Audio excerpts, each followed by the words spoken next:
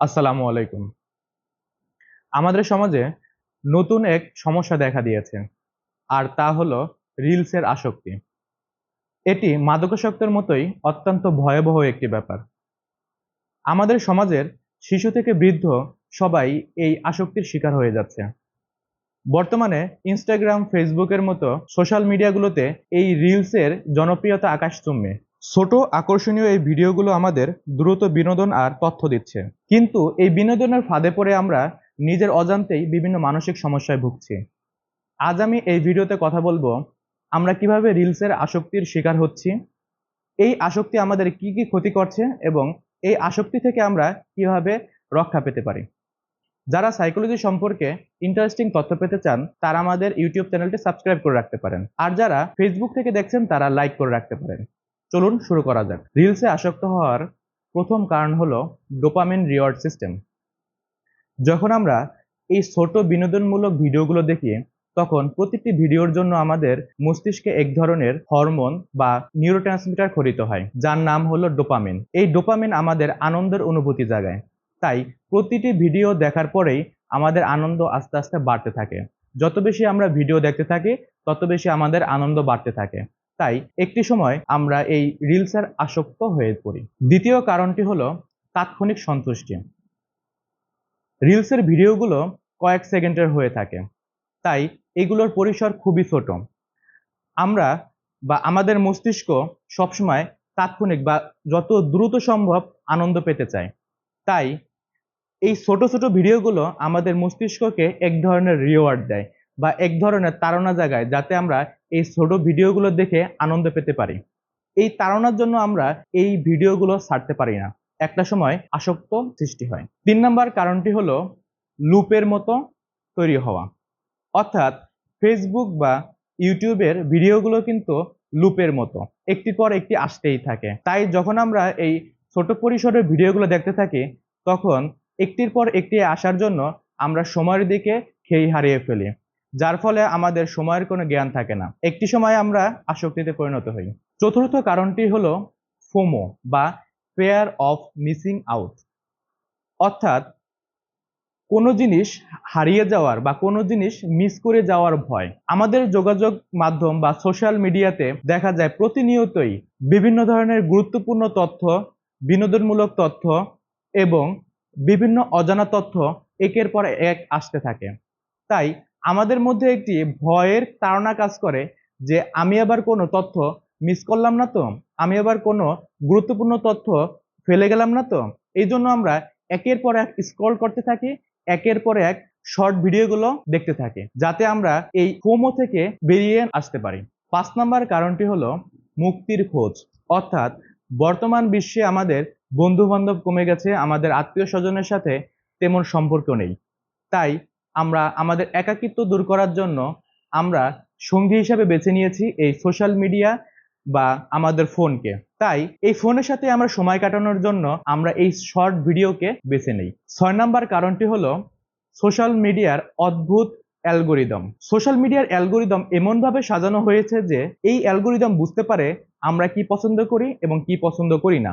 আমরা যেই জিনিসগুলো পছন্দ করি সেই জিনিসগুলোই আমাদের সামনে শো করানো হয়, যার ফলে আমরা এই লুপ থেকে আর বের হয়ে আসতে পারি না। একটা সময় আমাদের মধ্যে আসক্ত তৈরি হয়ে যায়। এখন আসুন আমরা জানি এই রিলসের ফলে বা রিলস আসক্তির ফলে আমাদের কি কি সমস্যা হয়। রিলস বা শর্ট ভিডিও দেখার ফলে আমাদের প্রথম এবং প্রধান যে সমস্যাটি হয় তা হলো আমাদের ফোকাসের সমস্যা। অর্থাৎ একটি বস্তুর দিকে বেশি সময় ফোকাস দিয়ে থাকতে সমস্যা। ২০১৮ সালে একজন মানুষের কোনো একটি বস্তুর দিকে বা কোনো একটি সিচুয়েশনের দিকে মনোযোগ দিয়ে দেখার বা মনোযোগ দেওয়ার সময়কাল ছিল প্রায় ১২ সেকেন্ড।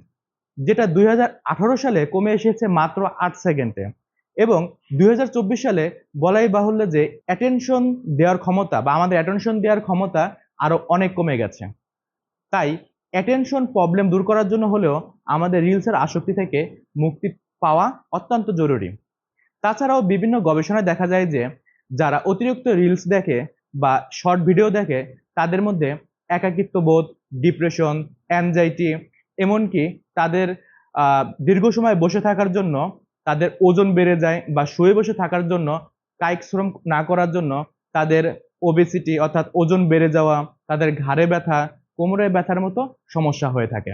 তাছাড়া রিলসের মাধ্যমে কোনো একটা ঘটনাকে অতিরঞ্জিত করে বা বিকৃত করে আমাদের সামনে প্রদর্শন করা হয়, যার ফলে আমরা কোনো একটা ঘটনার আংশিক দৃশ্য দেখে আমরা ভুলভাবে ব্যাখ্যা করতে পারি। অর্থাৎ এর মাধ্যমে আমাদের লাইফস্টাইল এমনকি আমাদের জীবনের যে অংশগুলো সেগুলোকে আমরা বিকৃতভাবে পারসিভ করি বা বিকৃতভাবে দেখা শুরু করি, যার ফলে আমাদের বিকৃত মূল্যবোধের তৈরি হয়।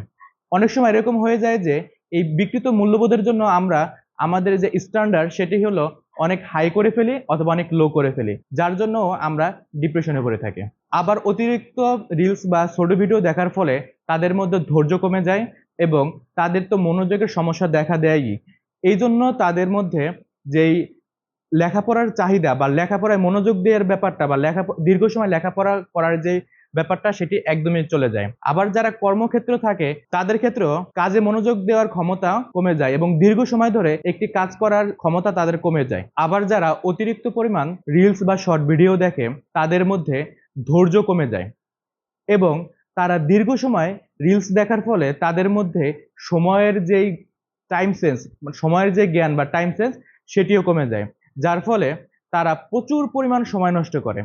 এর ফলে তারা সোশ্যাল স্কিল, নিজেকে ডেভেলপ করার মতো বা পার্সোনাল স্কিল, বিভিন্ন সামাজিক কাজে বা বিভিন্ন অর্গানাইজেশনের কাজে তারা তেমন অ্যাক্টিভিটি করে না বা তাদের অ্যাক্টিভিটিস বা সামাজিক কাজে অ্যাক্টিভিটিস কমে যায়।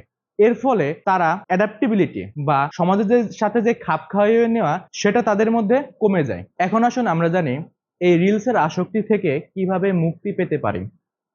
রিলসের আসক্তি থেকে মুক্তি পাওয়ার প্রথম ধাপ হলো সচেতন হওয়া এবং টাইম সেট করে রাখা। অর্থাৎ আমরা প্রতিদিন টাইম সেট করে রাখবো আমরা কত সময় সোশ্যাল মিডিয়াতে থাকবো এবং কত সময় ভিডিও দেখব। এতে হবে কি অতিরিক্ত সময় নষ্ট করা থেকে আমরা বিরত থাকতে পারবো। দ্বিতীয়ত, আপনি ডোপামিন ক্ষরণ করার জন্য বা সমপরিমাণ ডোপামিন রিলিজ করার জন্য অন্য কোনো বিনোদন মাধ্যম খুঁজে নিতে পারেন। এটা হতে পারে বই পড়া, মাঠে গিয়ে খেলাধুলা করা, বন্ধু বান্ধবের সাথে গল্প করা, অথবা আরো নানা অ্যাক্টিভিটিস হতে পারে, যার ফলে আপনার ডোপামিনও রিলিজ হবে কিন্তু বড় ধরনের যেটা আসক্তি সেই আসক্তি থেকে আপনি মুক্তি পেয়ে গেলেন। তবে রিলস থেকে মুক্তি পাওয়ার জন্য আপনি এমন কোনো অ্যাক্টিভিটিসে যোগ দিবেন না যা রিলস আসক্তি থেকেও ক্ষতিকর। তৃতীয়ত, আপনি মেডিটেশন করতে পারেন। মেডিটেশনের মাধ্যমে আপনার ফোকাস বৃদ্ধি পাবে এবং মেডিটেশনের মাধ্যমে আপনার একটি প্রশান্তি চলে আসবে, যার ফলে রিলস আসক্তির জন্য যে খারাপ লাগা কাজ করার কথা বা রিলস ছেড়ে দেওয়ার ফলে আপনার যে খারাপ লাগা কাজ করা সেটা ধীরে ধীরে কমতে থাকবে। তাছাড়া আপনি রিলসের আসক্তি থেকে মুক্তি পেতে সামাজিক যোগাযোগ বৃদ্ধি করুন।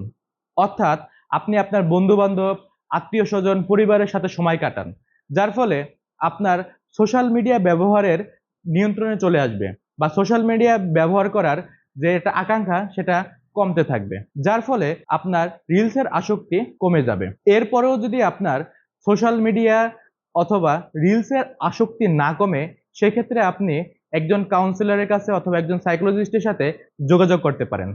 সে আপনাকে সহায়তা করবে কিভাবে এই রিলসের আসক্তি থেকে মুক্তি পাওয়া যায়। আজ এই পর্যন্তই। আবার দেখা হবে অন্য কোনো ভিডিওতে অন্য কোনো টপিক নিয়ে ইনশাল্লাহ। আসসালামু আলাইকুম।